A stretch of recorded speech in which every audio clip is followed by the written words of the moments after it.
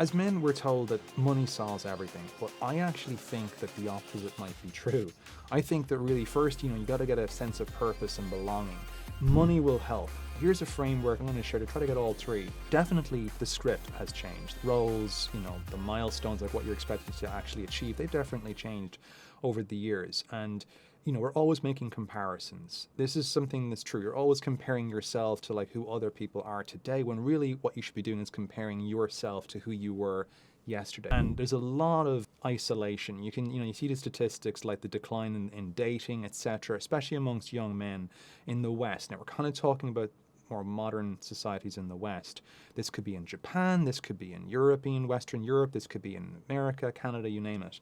So there is isolation, and that could be to do with technology like social media. Like, as much as it's there to help, it also basically separates us, right? Like, there's something there about going out on your phone. Like, I've noticed this in the gyms. Like, everyone now, they're wearing like the earphones on, they're hardly looking at people, they're out and about, they're staring at their phones. Like, everyone is doing this, right? When they're on a train or on a tram or in public transport, like there's less social connection than there was a few decades ago. Like when I'm not a dinosaur, but even going back to the 1990s, there's a lot more interaction than in the 90s. The thing is that we're not broken, right? It's just that the playbook has definitely changed. Like what's expected of us in the 1950s, the 1960s, 1970s, like it was changing rapidly.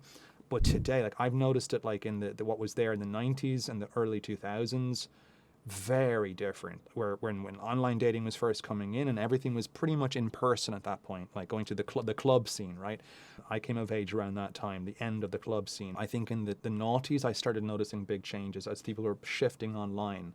And as things were really changing in terms of the current, the zeitgeist, the political side of the things, etc., the social dynamics, that was really changing in the 2010s. And then I think it really has changed dramatically in the 2020s. I've noticed that now recently, that there's been some seismic shift from the clubs to the gyms to the online. A completely different set of rules now. What used to work in the 2000s, late 2000s, early 2010s, even in the mid 2010s, like it's completely different today. So maybe we just didn't get the memo. We're not broken. We just have to look at this new playbook, right? And as long as you get your idea of what it is, it'll help you. So I think when we feel lost, like what does that actually mean? I think it's really like low agency, right? That's the whole thing that, there's an expression, life happens to you. Now the preposition really, I think, should be for you. You're not just an exogenous actor that things are happening, you're just there and you're just surrounded. Like you're not just an inanimate object. If life happens for you, right, that's a more positive way of thinking about it. This moving from 2 to 4.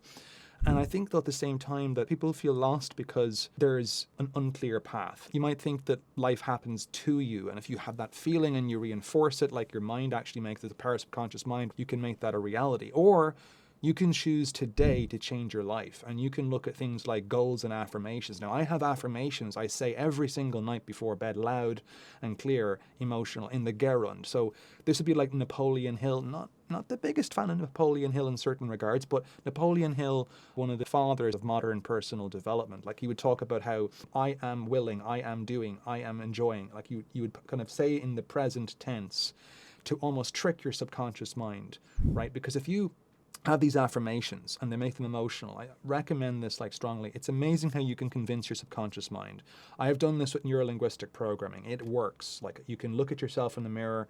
If you know what to say to yourself, it's almost, now I'm not saying that you have to be, easily susceptible. What you should be trying to do is looking at these different areas of how can you improve your life? Because men, we will adapt. Right, we will get to solve whatever. We're creatures that solve things, right? To do things. You just want to do. We want to solve, and this is something that works. But it's really difficult. Like when there's an unclear path. Like you're being told to do all of these things. Like we all learn the hard way, right? The first few heartbreaks, right? That you're told do this, and then when doing this doesn't work, and you do it repetitively, well, don't expect to do the same thing and expect a different result, right? You keep doing the same thing. It's like you have that kind of awareness, you have that wake-up call, right? That moment, the aha moment, this doesn't work. And I was struggling for a while, not knowing what to do. Like I was doing everything society told me to do, and it wasn't really working out so well. There's also a thin tribe. Who are the people that we can surround ourselves with? Maybe it's that you follow people online. Maybe you've got local friends that you hang out with. If you're climbing the ladder, the more successful you are, maybe the less time you actually have for big friend groups, right? If you're like a hustler and you're working like 60-hour weeks, 80-hour weeks trying to do something, right? Trying to like maybe do some side income, doing real estate on the side, for instance, or whatever it is, you're not going to have a huge amount of time. And if you want to be like the top 1% and above, they don't hang, they don't chill, they don't hang with their friends. Do you think any of the top Fortune 500 CEOs do that? Absolutely not. Anyone who's like a founder? Absolutely not. They're rock solid. They're trying to like achieve whatever it is in life. Now, I'm not suggesting one way or another, but we do have a thin tribe, and it is, it's something that like back in the day, like when we were in school, there was a lot of, a lot of friends, you were doing a lot of things. Maybe after school, you switched, maybe you changed state or you changed town, etc. Maybe like life interrupts, etc. And we don't really have the kind of the friend group going forward, like as sometimes in our 20s or 30s or 40s. Sometimes we do, sometimes we don't. You are the average of the 5 people you hang out with. So it could be that like maybe that the people you hang out with, like you've changed as you went into your 20s and they didn't change the same way. And so now you're looking out for people, like maybe you're following people on social media. In fact, the more time you spend with people, whether it's you're watching back in the day, like watching TV shows, TV series, you would start to link with the people that you're watching. There's no scoreboard. Let's say you can have a scoreboard when it comes to money, or when it comes to your weight, or when it comes to like how much you can press or how much you can lift, how high your vertical jump is, right? Like how many sets you can do, etc. Whatever, how many pullovers or how long can you hold a handstand, like whatever your thing is. But it's difficult, right? In a lot of these areas that men are going, and we have metrics, right? We try to like do things, but money relates to all of these things. Having low agency, having an unclear path, having a thin tribe, having no scoreboard, like at least you can keep track of money. But money essentially only is leverage. It shouldn't be your identity. Now, this is not a religious channel whatsoever, but the quote, money is the root of all evil. It actually is the love of money is the root of all, not money, but love of money is the root of all evil. And when you have an identity surrounding something, it's very difficult, right, to break that identity. So let's say if I, as a professor, right, I can have that identity as a professor. Now, what happens if I leave? Right, it's difficult. I'm tied up on like that. A lot of men, like they have these decent jobs, doesn't matter what job it is. Like maybe you're very proud of being an auto mechanic, or you're very proud of being a CEO, and then you leave your job as an auto mechanic, you leave your job as a CEO for either health reasons or age or retirement, and then all of a sudden you kind of like you're not wanted, you're not needed, etc. We need to be that. There is a desire, right, to be needed in a sense. And so money as well, like you can think about, and this is what happened to PJ Gadimi. It was one of my acquaintances now I've talked to a few times. He was making a lot of money and he was going to the club, and one day he was going to the club and he passed by these 2 women. I think they were in line or in a queue. And, I don't think he made eye contact with them or anything. He just passed by them. And what he heard when he passed by them was, oh, that's the guy with the Lambo. Because that was who he was to them. Like that he was this guy that would show up to the club week after week and he'd have like a Lamborghini, that his Lamborghini was parked outside. And he realized all of a sudden that like that was kind of like who people perceived him as, just the guy with the Lamborghini. He wanted to be more than that. Like he wanted purpose. He wanted to be like an educator, not just a guy with money, because that at the end of the day, there's always a bigger fish. He wanted more in life. So the same is true in money. It doesn't have to be your identity. Whether you've got negative net wealth, whether you've got positive net wealth, whether you're earning nothing, whether you're earning a lot of money, money just amplifies. That's all it really does. As a professor of economics, like what I teach my students and a monetary researcher, is money is simply just anything that you can use to make transactions with people, right? It's like assets that you can use, tokens, if you will, right? And it's just a store, a frozen store of value that you've created, labor value, etc. Now, the leverage that you get from it is just amplifying. If you're a miser, more money is going to make you more miserly. If you're generous, more money is going to make you more generous. It just takes what you already have and amplifies it, like turns that dial up, tunes it up. That's what it's used, but it can be used for a lot of good too. So what is money's real job? I kind of think of 3 things that money has. Like the first I'd say is like it buys you time.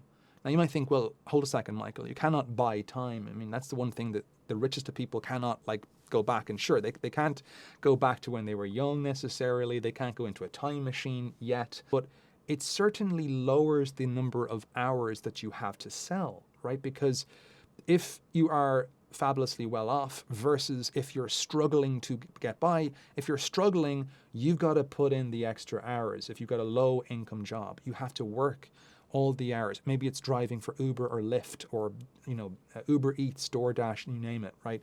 Maybe it's that you have to do extra hours as a security worker. Maybe you have to do, my cousin does that, right? So maybe like you have to put in long hours just to make ends meet, or some other way of doing it, right? But it buys you time. Now you're thinking, how do I do that? Well, look, at the easiest end, you can start doing things like, let's say that you eat out. And when we go out to eat, in a sense, if you're having like fast food, not that I'm recommending it, right? But if you're having fast food, well, you've saved the time that it would have taken you to go down to the grocery store, buy the groceries, cook the groceries and eat it. Now, probably more true in a healthy, more health conscious store, right? But you've saved time in the sense of that, right? You could be doing other things while you're in the food restaurant, right? Or in the diner or wherever it is. You could be maybe emailing your boss. Maybe you could be researching something, learning a skill, doing something else with your time. Maybe like spending time with a date. Like you're not spending time doing other things. You can, as you kind of move up, like as you want to buy more time, it costs more money, right? So like the next thing, like you could think about,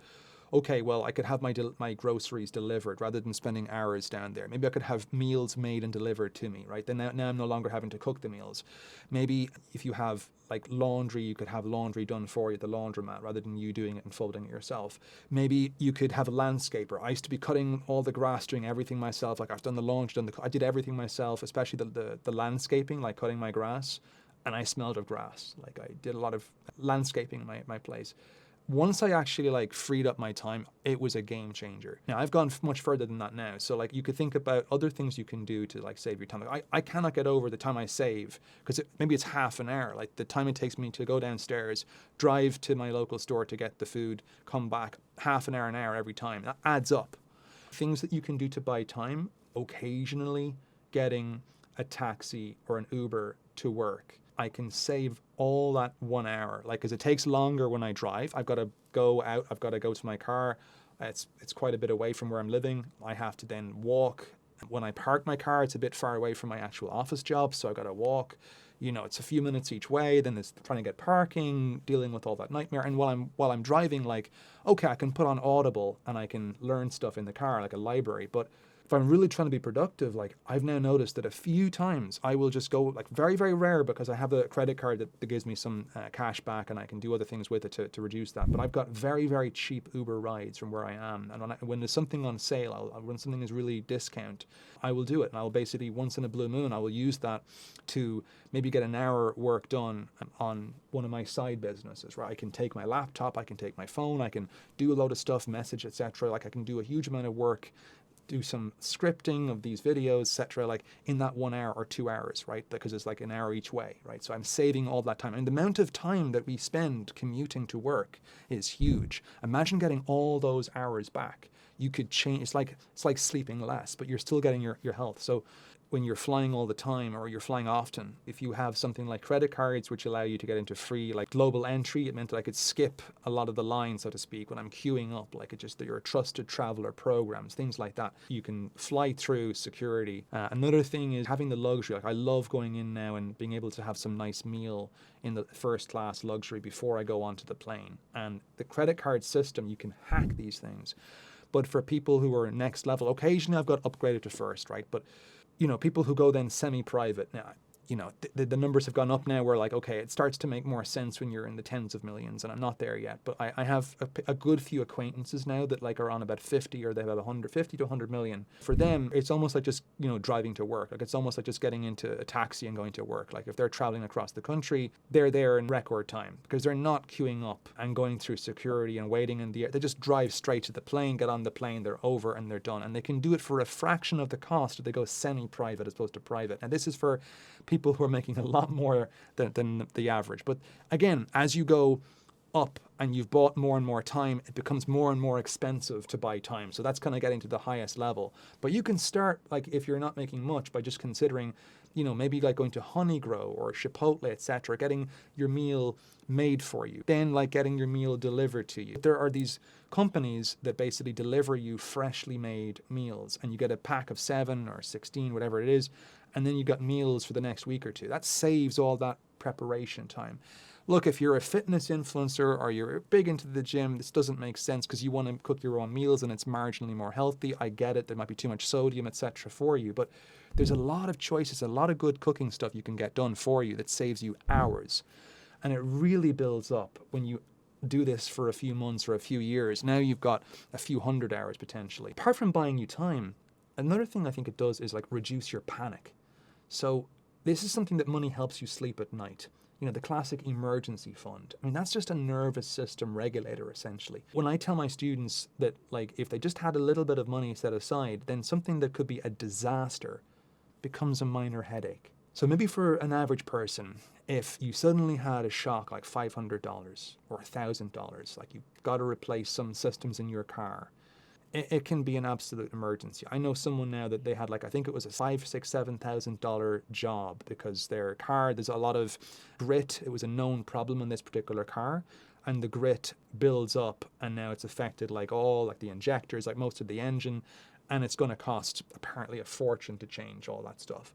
So it's a disaster in that case. They don't have the money to meet that sort of thing. I remember having disasters that were like $25,000 disasters in real estate. Today, if it was a few million, yeah, I'm wiped out, I'm back at zero, right? As you kind of be able to have more emergency funds, like this really helps. Like if you have like 6 months of like the either the rent or the expenses, let's say in a real estate, like usually like you think about, okay, well, what's the rent? This is a really, really conservative way. But if you take your monthly rent from a rental property, you multiply that by 6, you're pretty good, like in terms of your emergency fund for that particular property. In terms of personal, you're just looking at your personal expenses. You don't forget about like any rentals, just your personal expenses. If you're renting as a renter, like what's your rent? What are your essentials? Multiply that almost by 6, their expenses for the month by 6.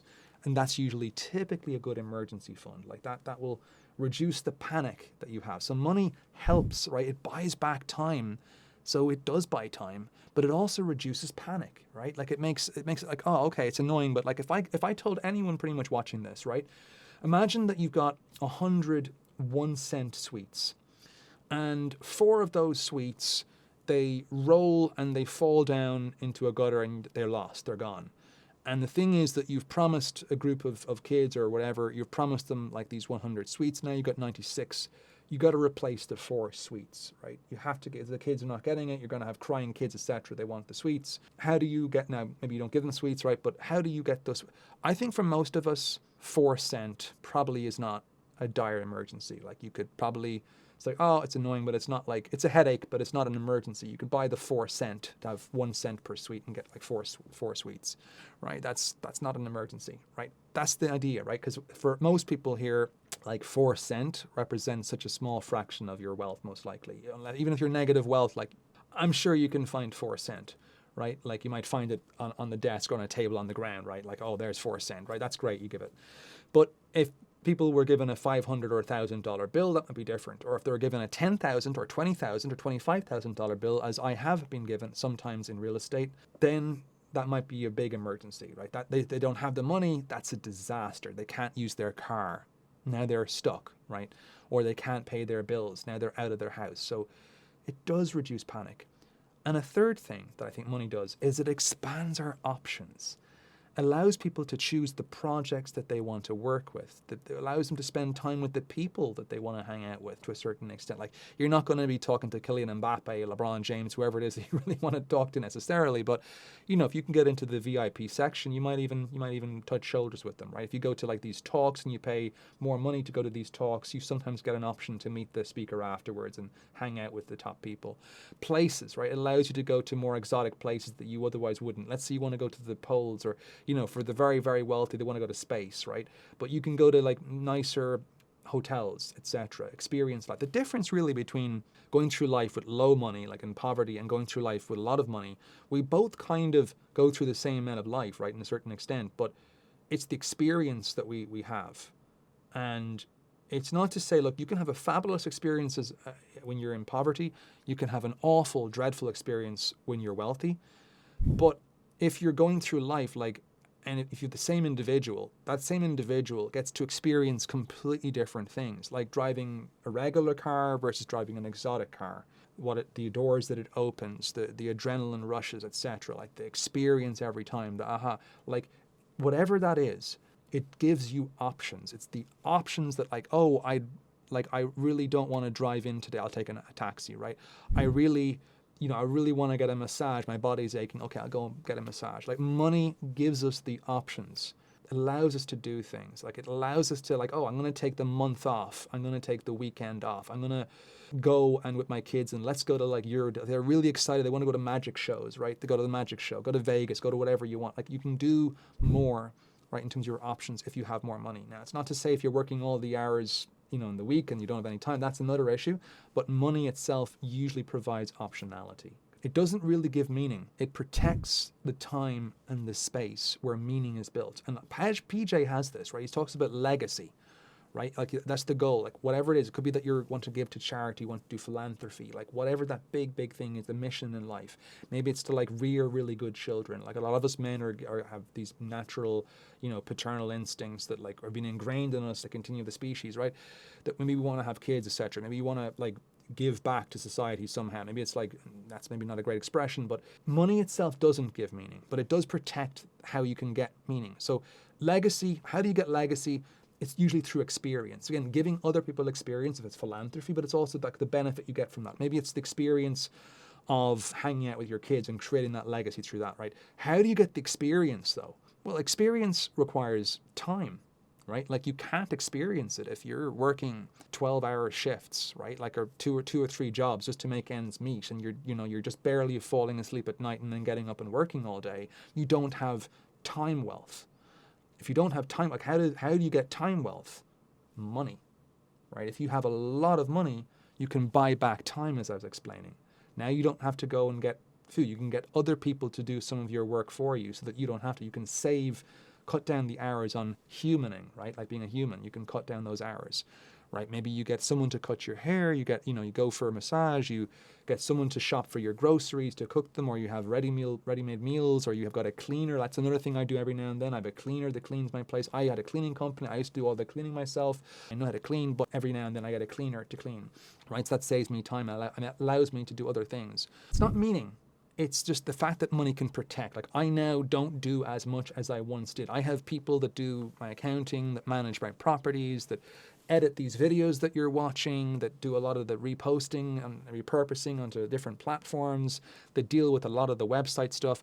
I have people, let's say, in research that help me with my research. I've got people who help me with my teaching that like do some of the assisting for that. So I've got different people, teams of people, but it wouldn't really be possible without some kind of money. Back in the day, that money could have been more like power, right? But that was inefficient. I would say that there are kind of like three pillars.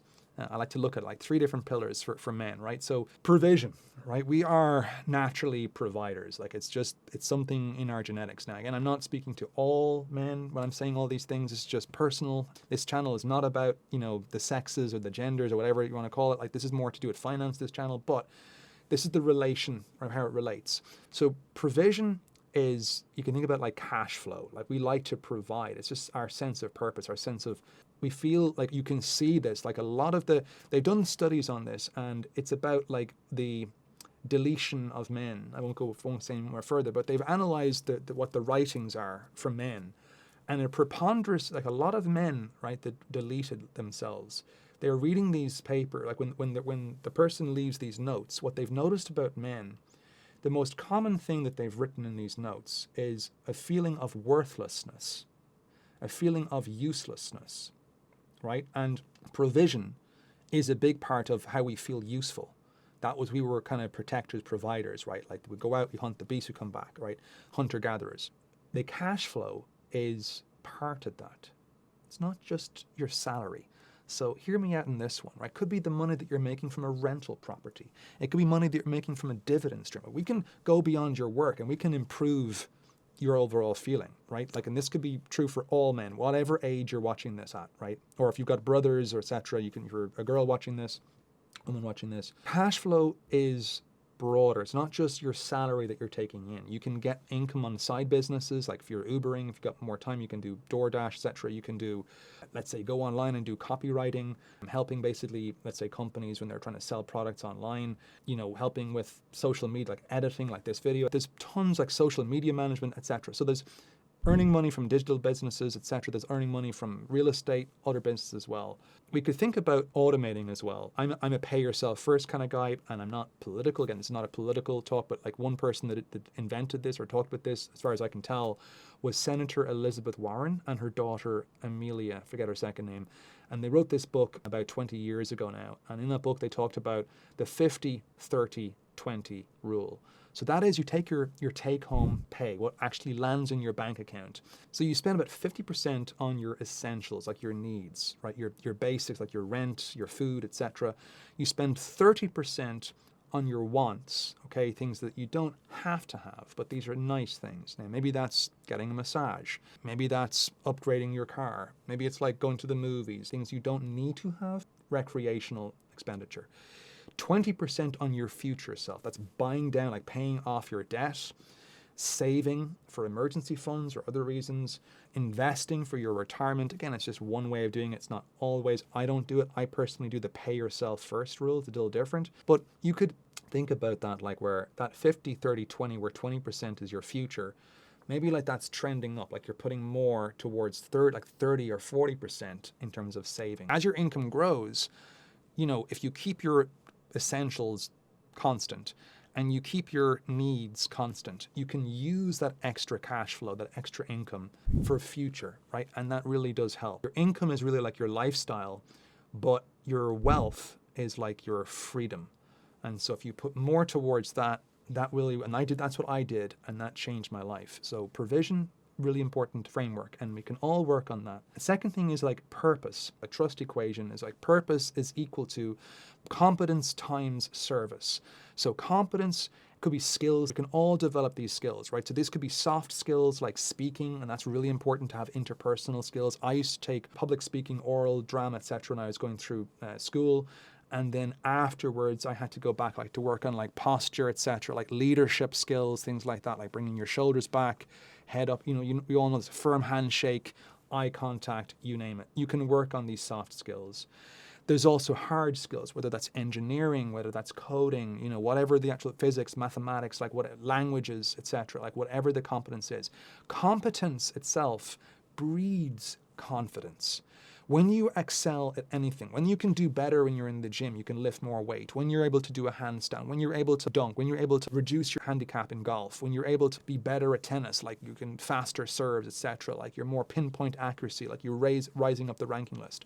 Men are often accused of not being able to have the same kind of communication or not being able to be as close to other men. But the truth is actually that no, we do. In fact, there's studies on this that look at the bonds that they create very, very deep, deeper than a lot of women can ever develop in terms of the female friendship. Like we develop these very, very strong, like band of brothers, right? We just develop very strong bonds. We may not be talking to each other, right, when we're hanging out.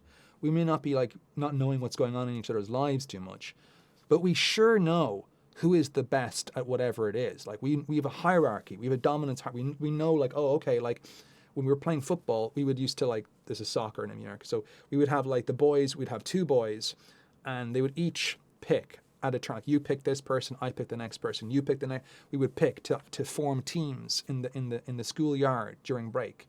And you would know then who the best players are. So you would be trying to get the next best and the next best and the next best, right? And you were hoping the other person wasn't going to pick all the good players before you had a chance to. So we knew who was good at dribbling, who was good in goal, who was good in defense, who had good cardio, who was good at scoring, who was going to help us win, right? We know that A player, right? The man, the go-to guy. The same is true in basketball, who can jump the highest. I remember being the best basketball player in my school temporarily. Again, this is Ireland. It wasn't hard to be at the time. And then I remember being the best tennis player in my class. But it was always close. There was always another one or two boys that were competing for the first spot. Sometimes they beat me. More times I beat them. I think maybe they would deny that. And I know that same is true in other sports as well. We would have this, right? But competence, right, in the working world, having the hard skills, having the soft skills, multiply that by service. So the value that you provide. It could be the what you intend to do. This thing has a bigger impact, bigger reach, whatever. It's teaching, it's volunteering. If you have low skill and you've got good service, then it's really bad, right?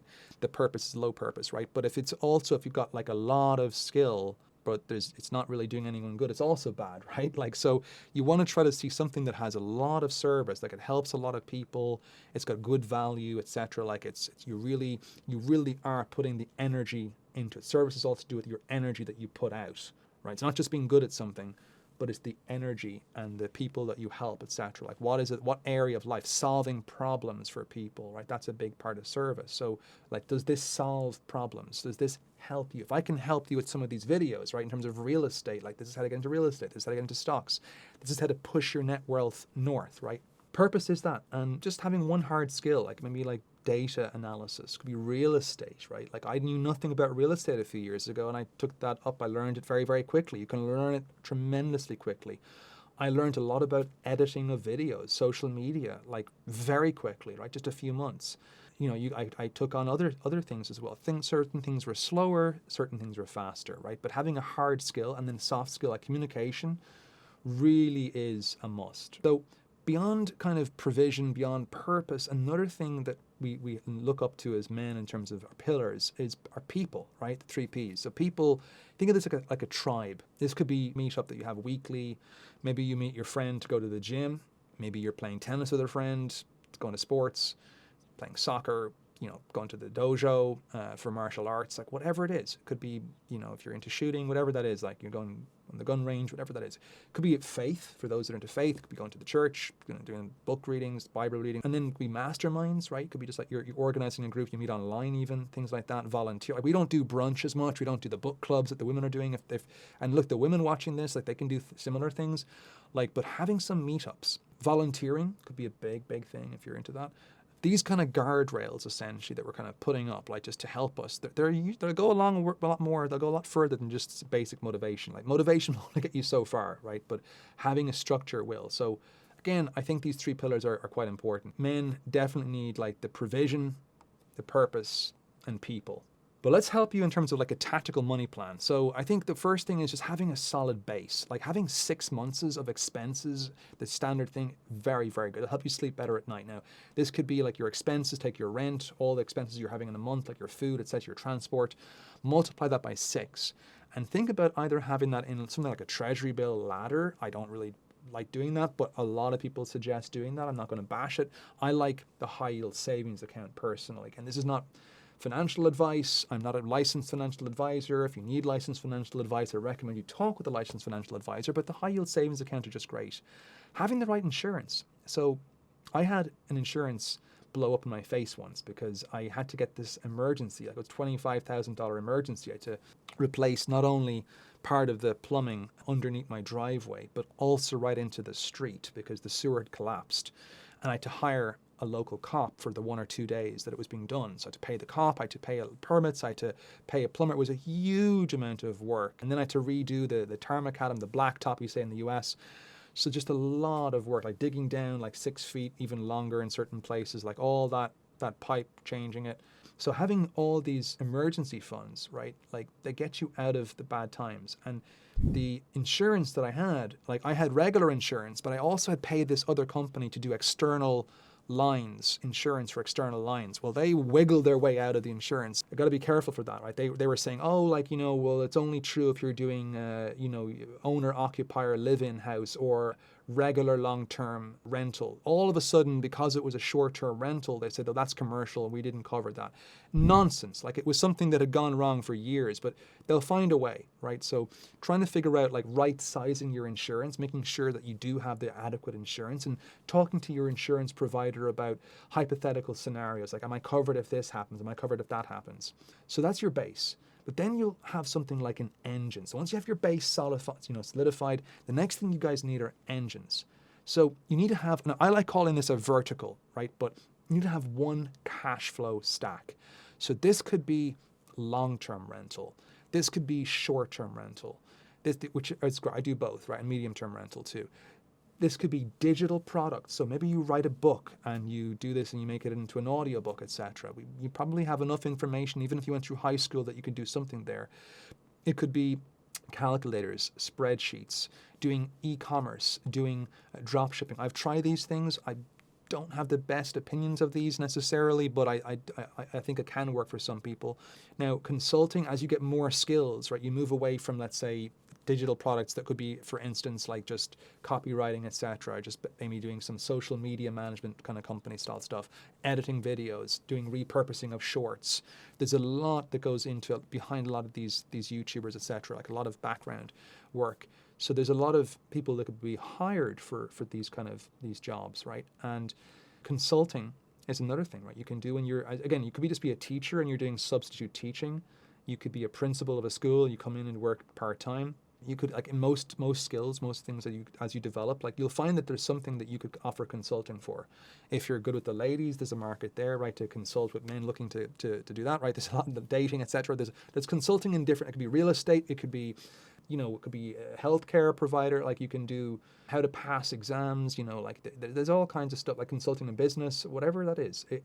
As long as you have something that covers your essentials, that's a first vertical. Like for me, I've got multiple verticals. I have my regular job, my W-2 job as a professor, but I also have real estate, long-term, short-term, multiple properties, and arbitrage. I also have certain income-producing stocks, but most of these I kind of have more index, more wealth for me. I think about it like that. There is a bit of trading that I do as well, but I'm looking at the kind of hedge fund direction. So that's kind of more, again, another kind of direction I'm going in. But there's also online, like what you're watching, right? Like there's that stack, right? So there's multiple stacks, vertical stacks. So, but having one to do your engine, that's a good start. And then what you kind of want to do, once you get your base, once you get your main engine, right, that's going to cover your essentials, then you want to think about an upside, right? We want that upside risk, right? So this is like a barbell, like an analogy, right? So what you want to do is you want to keep some high variance bets. Things that could go to the moon, like your moon shots. It could be a business.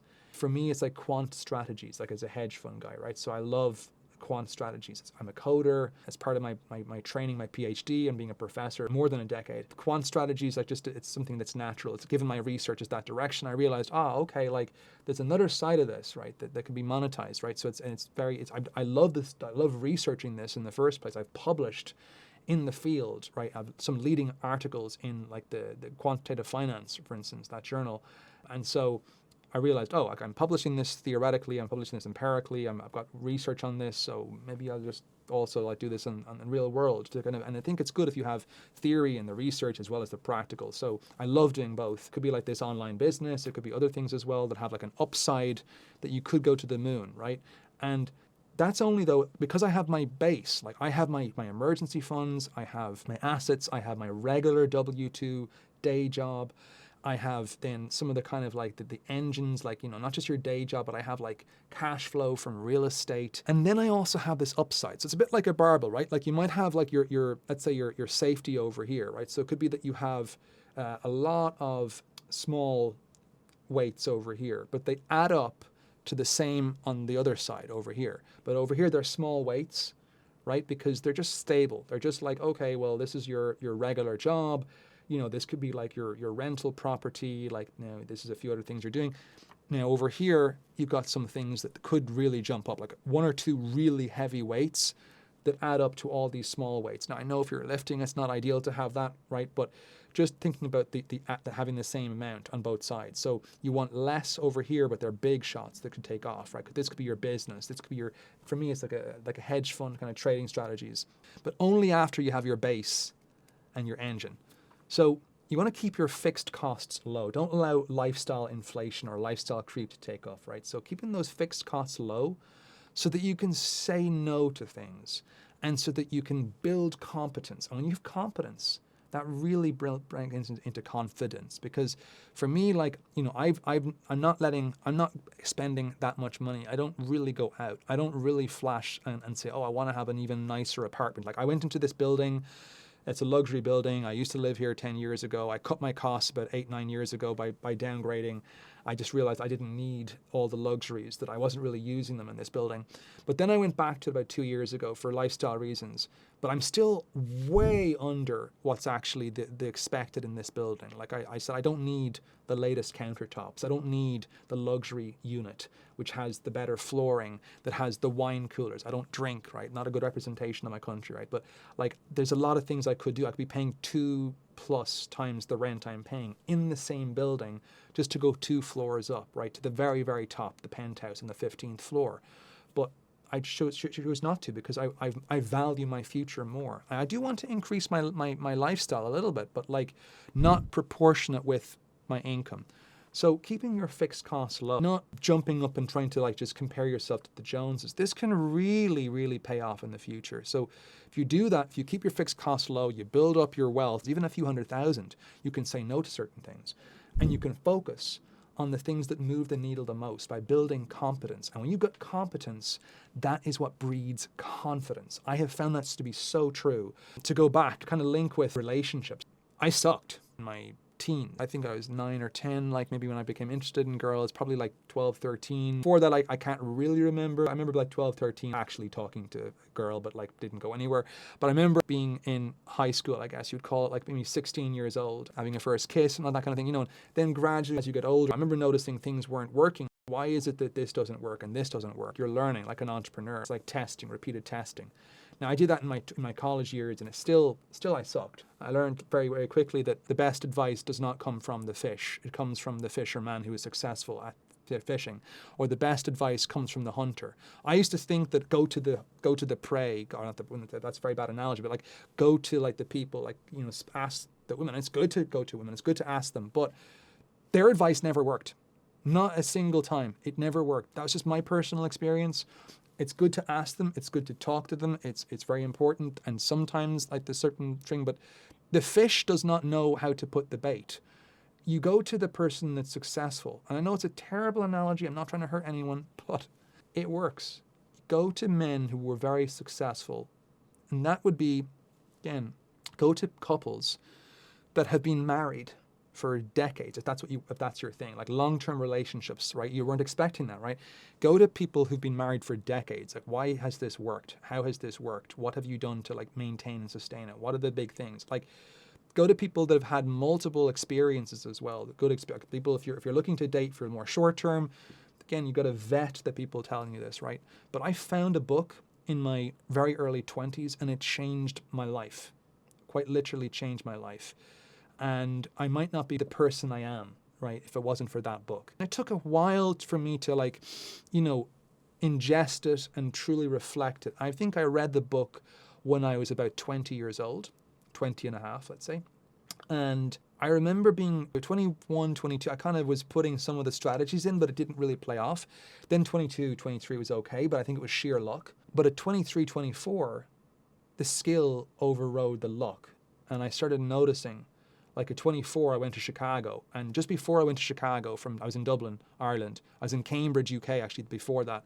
And I remember noticing, like, going from Cambridge to Dublin, really things took off. And then going, like, as it was coming back to where I was before that. And then going to Chicago, I was a new man. I noticed that, like, the real world really worked for me. Going to the clubs, suddenly, like, I was the most, let's say, I had a lot of good experiences. And going to like online dating as well, like that. This is years and years and years ago. Maybe it wouldn't work today, but it really worked. And when I was 24, totally changed my life. And what that did to me was it gave me an incredible sense of confidence, because in the one area where I felt weak, and I was very social even when I was like 16, 17. All my years I was social. Right, I was a leader essentially of a leader of men essentially. When I was like playing games as a boy, I would be the one that would invent the game and choose the game, etc. Right, so I was a leader, natural leader. But this one area of my life, and it doesn't have to always take off. There's a big jump. My delta was big at that age. So again, I knew that I was 24, 25. I could then park that skill on the side and say, okay, well, that is a skill. Like, it's something that, like, unfortunately, like, it's not luck. Be yourself. Like, I'm being myself when I'm sitting on the toilet seat. Does that work? No. I'm being myself when I don't shower. Does that work? No. Like, so it's not like it's the best and worst advice, right? Like, natural game is what we were called. Like, natural stuff is very good, but, you know, it really works. It does. It absolutely works. I'm sorry, but it does. It's like any skill. It's like teaching less. Posture. You can learn all these things. It's a soft skill that you can absolutely learn, right? Like, and different people react differently, but totally changed my life. Like, money doesn't create love. It funds stability. and it reduces conflict frequency. So what I mean by that is that it funds stability, because when you're in a relationship, relationships are expensive, if you have noticed. And I never really found that when I was growing up. It wasn't until I went to the US. So I think that's an American thing. I definitely think it is. It's probably like permeated through the Western society. But I never found when I was in college that it was expensive to date. I never found it was expensive to date ever until I went to the US. It was an expectational thing. And if you reconfigure your brain, you can go out to the park, you can go to the beach, you can do creative things. Women value other things. You can do so well, and I did, with women. And I wasn't the best looking guy. I wasn't the tallest guy. I didn't have the biggest muscles. I was pretty small back then, relative. I was sporty, but like I wasn't muscular or big. I didn't have the best social skills relative to my Irish counterparts who had the gift of the gab. I didn't have the best looks when I was a young man. But I did have one thing. I had confidence from my academic prowess. And that was the one thing keeping me going. I was like a superstar, like top of my class almost in pretty much every area in academics. And I did that throughout college. And I did that at the highest level, at Cambridge University, going over to the States, going to the University of Pennsylvania, etc. later on. But all the way through, like getting all the prizes. So I had this thing that like my identity was basically being good academically. And I worked so hard. When you have an identity, you work harder to prove that identity. So if you can elevate your identity and elevate like how you feel about yourself, like that self-confidence, right, the self-esteem that Dan Pena talks about, it really works. It was just that one area in my life, and I had to reconfigure my brain. I had to do like a lot of neurolinguistic programming and look at myself in the mirror and say certain lines to just convince myself that I actually didn't suck, right? Like that I had to convince myself, no, like, you know, that you are suave, you are sophisticated, you are smooth. Women love you, she's going to love you, you're going to do great. I have to keep saying to myself these things over and over again until I actually convince my subconscious mind. The subconscious mind doesn't know that you're BSing. The conscious mind does. The subconscious doesn't. So you can keep saying this until your subconscious starts to, like, it's like changing like a disc in your head. Like when you've changed your disc and you've reprogrammed yourself, right? So money itself, if you lead with your wallet, you know where that's going, right? So lead with personality, develop personality, curate personality. You can. Doesn't matter where you are, who you are. You can change your personality. You can learn to like become another person. And it's not like initially, that's what I had to do. I had to fake it until I made it. Then all of a sudden, like if you're the guy that goes to the gym, you never went to the gym in your life and you're going to the gym for 5 years. Well, all of a sudden now you're a gym person. You didn't wake up and become whatever profession you are. Like you had to become that profession. You had to learn and train. When you were 14 versus when you're 44, for instance, like if you're a 44 and you're an accountant working, you know, in just an average, maybe even an under average accounting company, you're not making a lot of money necessarily. But when you do that for long enough, you're now an accountant, right? So you can do that with a lot of things in life, and you can reduce like money. If you have something like, yeah, it's not necessarily the best to date if you don't have much money, right? If you're totally broke, like it does, like you need some amount of money. Otherwise, they're your bank, right? They're like the bank of G, right? The bank, the BOG, right? The bank of girlfriend, right? Like they become your bank. But it does help you. Like money does help you reduce conflict, and it definitely helps you like be less stressful. But you don't need a lot of it. But it does definitely help. It's an assistance, but don't use it as a crutch too much. Just, and this is more to do it long term. Date for shared values and energy. Lifestyle can be okay. I wouldn't just say lifestyle, because you can date someone like from the same socio-economic background that even has similar lifestyle, that goes to the gym, etc. But it could be that there are other things, like beyond like the attraction, the physical allure, the chemistry, the spark, etc., whatever the vibe is. There needs to be more. And not having shared values can be exciting. And not to get political, let's say you've got a liberal and a conservative. It's much more nuanced, and some conservatives have very different opinions than other conservatives across a lot of different areas. But if we just simplify things down into the binary for a second, right, 0, 1, right, and we just like bifurcate these things, and we say, okay, it might be exciting for a conservative to date a liberal, right?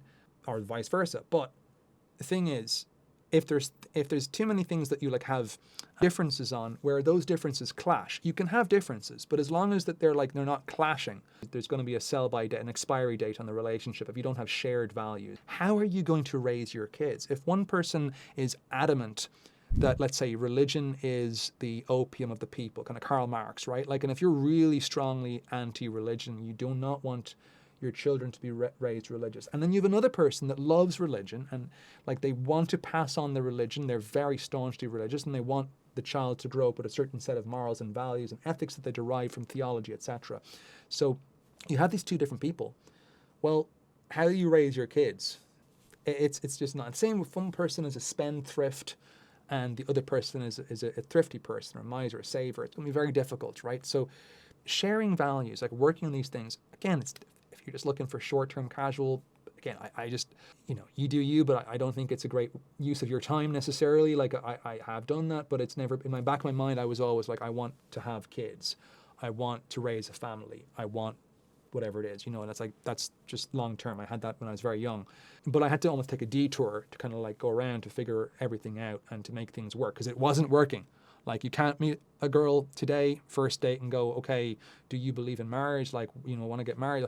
No, like they're just, slow down. So it's very different, right? So like, but you have to think about shared values because without shared values, there's an expiry date, and without energy as well. Like it can be fun to date someone, and again, it's up to you, but it can be fun to date someone like where they're very energetic and they're very fiery and etc. But like if the energy, if what you want necessarily could be like more peace and calm, because that could be something that actually helps in the actual relationship. Now it could be boring, like it's what you're used to, like, and that's why some men that they've dated like girls and girls as well. This applies to both sexes. Like, so casual disclaimer here that like this is not general advice. People are very different. There's more variation within a group than there is between groups typically.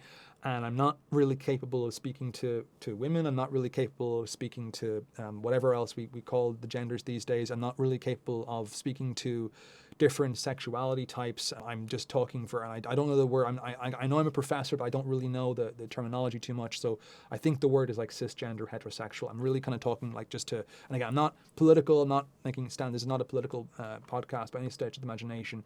This is finance, but it's where the finance intersects because it's more broad. If we have someone that is, let's say, homosexual straight male and they're cisgender, identify whatever, they're just looking at the regular person like myself, right? Like, so if you're with someone that, and this could apply to anyone, I think, but I just don't want to speak like I've got some cousins that are homosexual, etc. That's fine. I'm friends with everybody, like no judgment here. I'm just saying I can't really offer opinions on it too much, but I can just speak to my own personal, what I've experienced in life.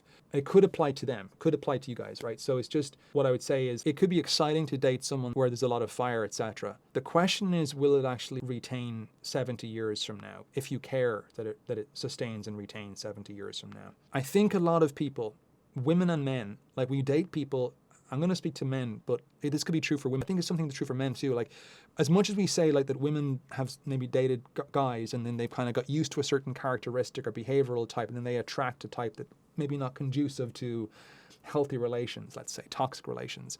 I think the same is true for men. I think we date some girls that like are fun, they're fiery, etc. And then when we date another girl, she seems boring, but she'd actually be very good for us. You can change a little bit of this. Like, I'm not saying like to go for someone that you're not attracted to physically, etc. But I'm saying that if you have someone that seems boring, like ask yourself, does she bring peace? Some of the best relations are when you're both complements. You're not substitutes. You're not competing with each other. You're actually helping each other out. You're better together than you are individually. And you're really, like I found, like you're really, really helping each other. The energy that like you're kind of passing to each other. And it's true. I know it sounds woo-woo, but it is so true. It's like if you are a guy and you're out on your mission and you're trying to succeed in life and maybe you're struggling, but you're working hard. You've got a lot of ambition. Right? Men do have ambition. You're with a girl that like supports you, that loves you, that provides all that, whatever it is you need, like is there to listen, is there to meet your physical needs, whatever it is. She's kind of like a ride or die. Like there's nothing better than that. Kind of pit each other against each other, but we're better together. And I think as well that there's so much talk about all the planes that crash, but nobody talks about all the planes that take off and land safely. And I think also, as someone who loves statistics and probability and excelled in that in life, we talk so much about what's known as unconditional probabilities. And I know the statistics. I know the divorce rates. I know the propensity for a certain sex to initiate them, whether it's the same sex on one particular aisle versus the same sex on the other particular aisle. And you can see the difference in divorce rates there. And you can see also then within heterosexual couples, and you can see that I know. But these are all unconditional probabilities, all right? They're not conditional probabilities. And a lot of the talk in the different spheres about this is maybe well-intentioned, maybe it's for clicks if it's not, but I'm not denying the evidence, but it's unconditional probabilities for the large part. And what I mean by that is that if you break it down and you condition it on certain things that you can control, then the bad statistics, so to speak, the danger statistics drastically reduce. It's kind of almost like when they talk about different, and I don't want to get into the pay gap stuff, right? But it's kind of like the unconditional statistic there. But then when they shift gear, they talk about the divorce rates. It's still unconditional.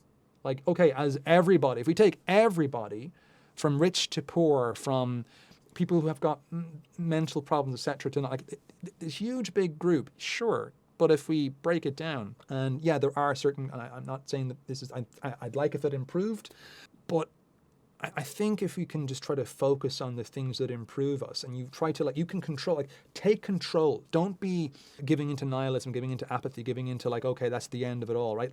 Like, if you can take control of some of these things that you can do to improve the chances that you're not going to have. So having good communication. So there's a great book on this. I think one of the best books I ever read by a psychologist, Dr. Sean Smith, was The Tactical Guide to Women. There is one for women as well. I think it's something like The Tactical Guide for Men or something. I don't know if that's the title of it, but Dr. Smith talks about this. There's 3 major things for men to look for, right? And I have advised this for some of my students, and it's like looking at like communication, right? Communication is a must.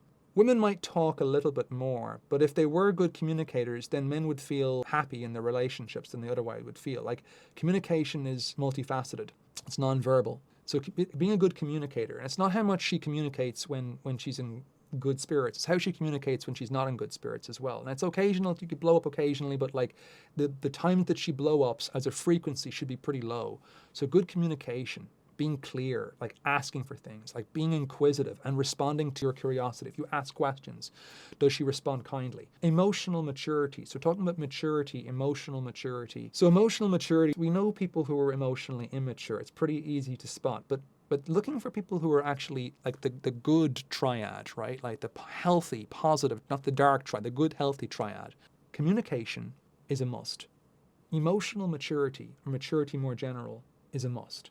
And you can break these down. The book goes into wonderful detail breaking down the nuances, and I highly recommend the book if you haven't read it. It's one of the best books, top books I recommend. Emotional maturity, and the third being stability. So again, communication, emotional maturity, mental stability.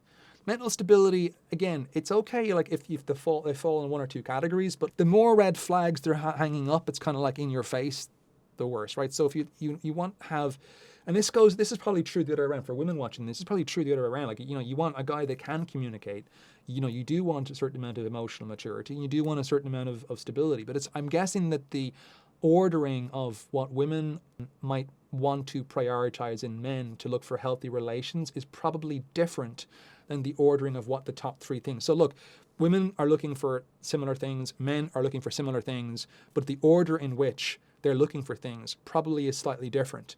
So women, like, sure, like a man doesn't necessarily want to meet a woman who's incapable of working and incapable of, let's say, has a huge amount of negative net wealth, like a huge amount of debt, and is very unconfident, right? That men will not like that, like all the similar things, but it's just that it's further down men's priority, like to look for. It's not the first things that we look for, right? And the same for women, like the things that women look for. And this is personal experience on this, and it's also just a lot of reading over the decades. And it's also just common sense. For men, like communication, emotional maturity, and stability. If you look for these 3, if you can find a woman that has all 3, or is pretty high in all 3, not perfect, right? Don't make perfect the enemy of the good. But that increases the probability that things will be successful. That will increase the probability that the plane takes off and lands safely. And conditional probabilities, you can influence, you can choose. A lot of things are said about like women's choice in men, but there's also men's choice in women. Take some accountability. There's an expression not to put something in something, right? In craziness, right? So like just watch it, right? So again, you want to date for shared values and shared energy. So look, don't just chase money for status, as PJ said, like, you don't want to just be looking after for the Lambos, the Ferraris, the Astons, the luxury watches, and just the veneer, the thin gloss. Like, it's fine, it opens doors, that's grand, but like, it's not the end, the North Star. Like, it's only a means to an end. But you can use it to buy time. That's something that's incredible. To build skills. Skills stack, and they really help your confidence, your sense of purpose, your ability to provision, your ability to like look for people. Because people, if you watch the movie Limitless, like one thing I took away from that is that people hang around with you and reward you and want to date you and want to give you a job, and you'll get better things out of life the more you have to offer people, right? People, they're almost grabbing, but like the more you have to offer. It could be that like there's a really good looking guy or a girl, really well dressed, really social. Maybe they're tall, they're funny, they're life of the party. They're also, maybe they're wealthy. They've got, like, people are looking for things at the same time. But if you can build your character like a computer game up, you will increase your charisma, your karma. You can do these things. Money can also help you to deepen the bond. Being able to go off on a weekend with the buddies, right? Like being able to like go on incredible trips, like being able to go to South America. Like a friend of mine, we were going to go to South America, travel around South America for 3 or 4 weeks one winter, and go to like Ecuador and Peru and Bolivia and other countries too. Being able to go abroad with your female friends, or if your girlfriend, wife, whatever it is, being able to do things, it really deepens the bond, the shared time, the quality time. Again, you're just saying like, okay, this is all conditional on relationship, etc.